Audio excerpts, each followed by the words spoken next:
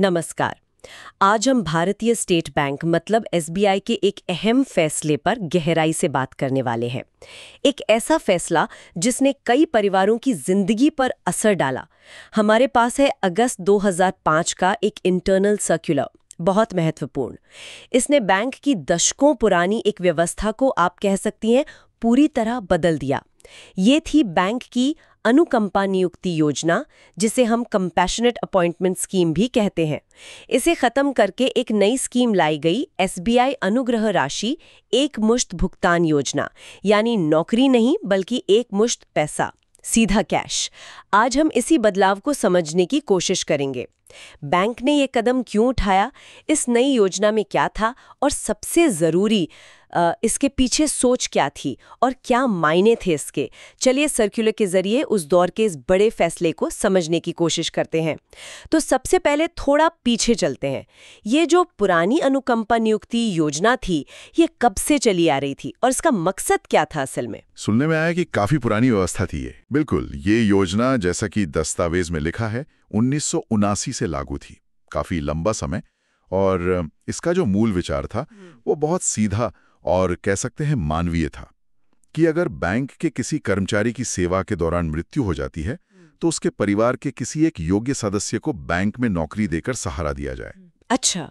और इसमें सिर्फ मौत ही शामिल नहीं थी।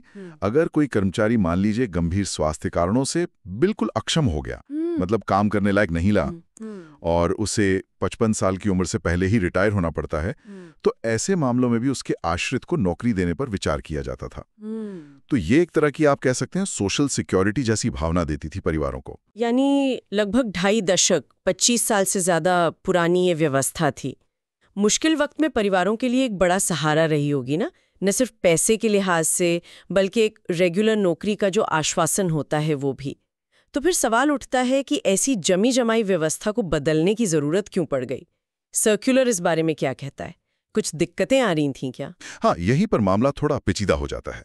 सर्कुलर 2 मुख्य वजह बताता है जिनकी वजह से बैंक को लगा कि भाई अब ये बदलना चाहिए। पहली चुनौती तो बैंक की अपनी वर्किंग से जुड़ी थी। बैंक का कहना था कि जैसे जैसे बैंकिंग का माहौल बदल रहा था, खासकर कंप्यूटरीकरण बढ़ रहा था।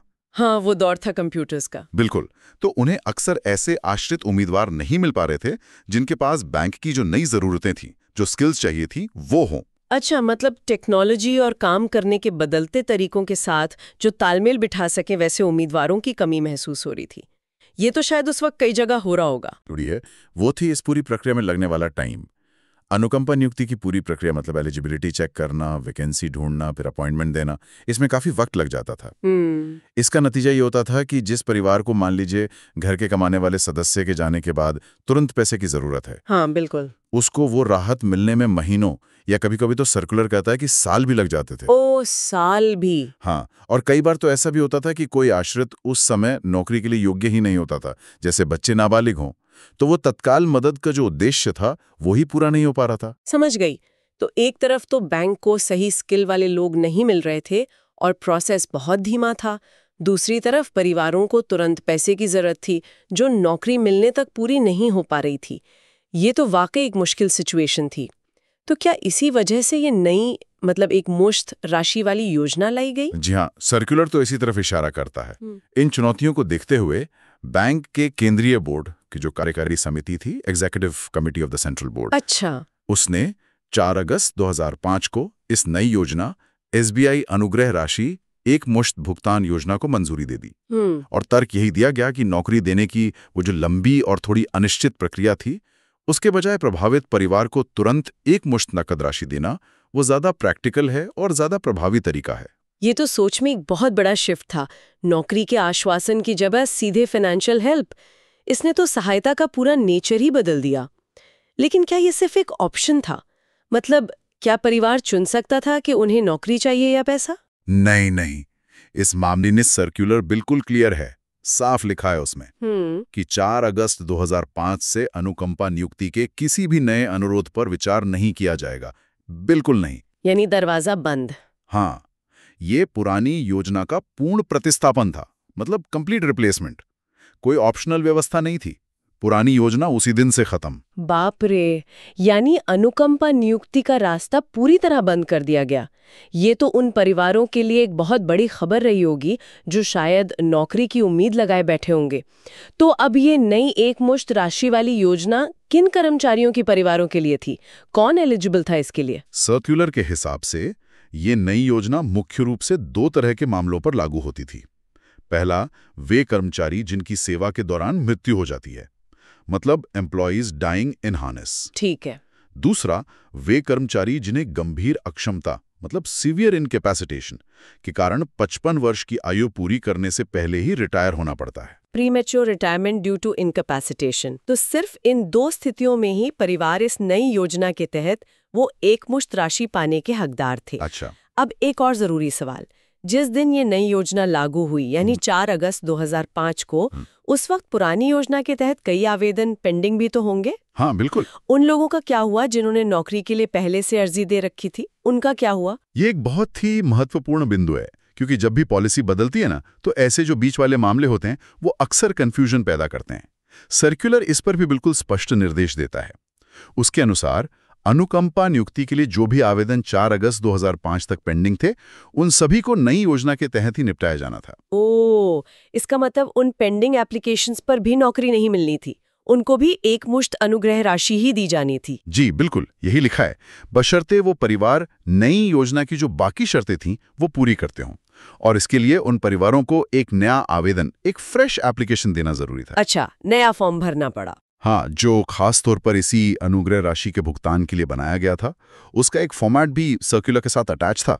तो भले ही उम्मीद नौकरी की हो और अर्जी भी उसी के लिए दी हो, उन्हें प्रोसेस फिर से शुरू करना पड़ा, वो भी एकमुश्त राशि के लिए।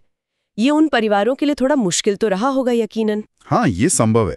देखिए, बदलाव कभी आसान नहीं होते, खासकर जब वो आपकी उम्मीदों को बदलते हों। लेकिन बैंक का तर्क शायद यही रहा होगा कि भाई प्रक्रिया में एकरूपता लानी है और तत्काल राहत देनी है, तो सबको एक ही नियम के तहत लाना है। इस सर्कुलर में एक और दिलचस्प बात का जिक्र है फाइनेंशियल काउंसलिंग का, वित्तीय परामर्श। क्या बैंक सिर्फ पैसा देकर अपनी जिम्मेदारी पूरी समझ रहा था या कुछ और भी था इसके पीछे? हाँ, ये पहलू इस नीति को सिर्फ एक मुआवजे की योजना से कुछ ज्यादा बनाता है, ये बात सही है। सर्कुलर में ये निर्देश दिया गया था कि जो संबंधित ब्रांच मैनेजर हैं या डिपार्टमेंटल हेड हैं, उनकी यह जिम्मेदारी होगी कि वे उस नॉमिनेटेड फैमिली मेंबर को सलाह दें जिसको ये एकमुश्त राशि मिल रही है। सलाह किस बारे में? सलाह इस बात पर कि भी इस पैसे का मैनेजमेंट कैसे किया जाए, ताकि ये पैसा परिवार के भविष्य के लिए उपयोगी साबित हो, वेस्ट न हो जाए। खासतौर पर सुझाव ये दिया गया था कि राशि को या तो बैंक में ही फिक्स्ड डिपॉजिट (एफडी) या स्पेशल टर्म डिपॉजिट में रखा जाए। अच्छा, एफडी में? हाँ, या फिर एक और विकल्प सुझाया गया था कि एसबीआई लाइफ या एसबीआई म्यूचुअल फंड की किसी एन्युइटी स्कीम मतलब वार्षिकी योजना में निवेश किया जाए। एन्युइटी स्कीम मतलब जिससे रेगुलर इनकम आती रहे? बिल्कुल। एन्युइटी स्कीम का मतलब ही यही है कि निवेशित राशि से आपको एक नियमित आय मिलती रहती है, काफी हद तक पेंशन की तरह। अच्छा, तो ये तो काफी सोचा समझा कदम लगता है। ऐसा लगता है कि बैंक को शायद ये चिंता थी कि अचानक मिली इतनी बड़ी रकम को शायद परिवार सही ढंग से संभाल ना पाए, कहीं गलत जगह ना लगा दे। हाँ, ये एक बिल्कुल वाजिब कारण हो सकता है। अक्सर देखा जाता है ना कि जब अचानक बड़ी रकम मिलती है तो फाइनेंशियल लिटरेसी की कमी या गलत सलाह के कारण लोग उसे जल्दी गंवा देते हैं। तो ये जो परामर्श का प्रावधान था, ये दिखाता है कि बैंक न केवल वो तत्काल राहत देना चाहता था, बल्कि उस राहत को टिकाऊ बनाने की भी कोशिश कर रहा था। एक तरह से जिम्मेदार कदम कहा जा सकता है इसे। तो अगर हम इस पूरी चर्चा को अब समेटें, तो एसबीआई ने 2005 में एक बड़ा, बल्कि कहूं तो एक बहुत निर्णायक कदम उठाया। दशकों पुरानी अनुकंपा नियुक्ति की प्रथा, जो कई परिवारों के लिए एक भावनात्मक और सामाजिक सहारा भी थी, उसे पूरी तरह समाप्त कर दिया गया और इसकी जगह एक ऐसी व्यवस्था लाई गई जिसमें नौकरी के बजाय तत्काल एकमुश्त वित्तीय सहायता देने पर जोर था।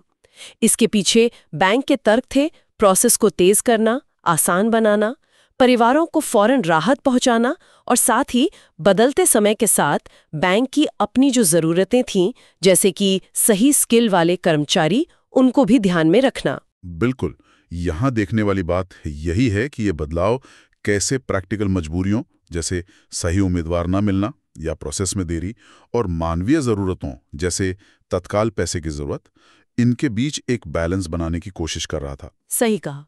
एक तरफ कंप्यूटरीकरण का दौर था, स्किल्ड लोग चाहिए थे, प्रक्रिया धीमी थी। दूसरी तरफ जो परिवार दुख में था उसे तुरंत सहारे की जरूरत थी। तो नई योजना इन दोनों के बीच एक समाधान की तरह पेश की गई। और जैसे हमने अभी बात की, वो जो फाइनेंशियल काउंसलिंग वाली बात है, हाँ, वो जरूरी है। वो इस बात का संकेत देता है कि बैंक की सोच सिर्फ मुआवजा देकर बात खत्म करने की नहीं थी। वो ये भी सुनिश्चित करना चाहते थे कि ये पैसा परिवार की लॉन्ग टर्म फाइनेंशियल स्टेबिलिटी में कुछ मदद करे। ये सिर्फ भुगतान नहीं था, बल्कि एक तरह से वित्तीय मार्गदर्शन का भी प्रयास था, जो समय के हिसाब से मैं कहूँगा काफी आगे की सोच थी। हाँ, ये बात तो माननी पड़ेगी कि तत्काल पैसा मिलना जरूरत के वक्त यकीनन एक बहुत बड़ी राहत देता है, इसमें कोई शक नहीं। लेकिन यहाँ एक सवाल मेरे मन में आ रहा है, जो शायद इस सर्कुलर के दायरे से तो बाहर है, पर सोचने पर मजबूर करता है। क्या एक मुश्त पैसा, चाहे वो कितना भी हो, वाकई उस चीज की जगह ले सकता है जो एक नौकरी देती है? ये एक गहरा सवाल है। मेरा मतलब है, नौकरी सिर्फ तनख्वाह नहीं होती ना, वो एक रेगुलर इनकम का भरोसा देती है, एक सामाजिक पहचान देती है, एक रूटीन देती है, काम करने का एक मकसद देती है, और कहीं ना कहीं भविष्य की सुरक्षा का एक एहसास भी कराती है। सही बात है। क्या एक मुश्त राशि इन सभी भावनात्मक, सामाजिक और मनोवैज्ञानिक पहलुओं की भरपाई कर सकती है? ये सोचना दिलचस्प होगा कि इस नीतिगत बदलाव ने लंबे समय में आश्रित परिवारों की जिंदगियों को ओवरऑल कैसे प्रभावित किया होगा, मतलब आर्थिक तौर पर भी और सामाजिक तौर पर भी। क्या वो तात्कालिक राहत वाकई लॉन्ग टर्म स्टेबिलिटी में बदल पाई? ये अपने आप में एक अलग ही स्टडी का विषय हो सकता है। बिल्कुल, ये एक बहुत जरूरी सवाल है जिस पर विचार किया जाना चाहिए।